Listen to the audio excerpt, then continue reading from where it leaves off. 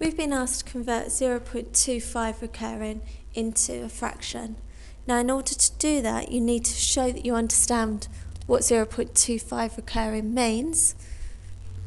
So if I write it out like this, I'm showing that it's the 5 that's recurring and not the 2. Make sure that you write at least 4 of your recurring digits out when you write it down. Now, to turn it into a fraction, we want to be able to do something to this recurring decimal so that when it's subtracted from another decimal, it leaves a terminating decimal. Now, terminating decimal is something which doesn't recur. So, for example, 0.25, 0.8, 0.5, etc. So if we say that x equals 0.25 recurring, I can multiply x by 10,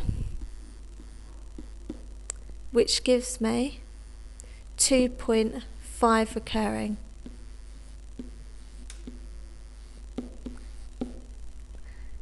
And you can see that I've managed to line up my recurring digits in both decimals. Now, the reason I want to do that is because I can then do 10x take away x.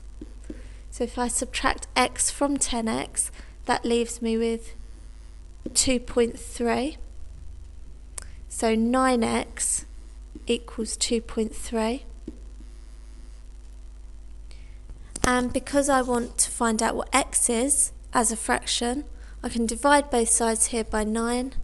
I get x equals 2.3 divided by 9. Now, you wouldn't leave it like this because we've got a decimal and a fraction mixed in together. So in order to change the numerator from a decimal, I can multiply this by 10, which means I also need to multiply my denominator by 10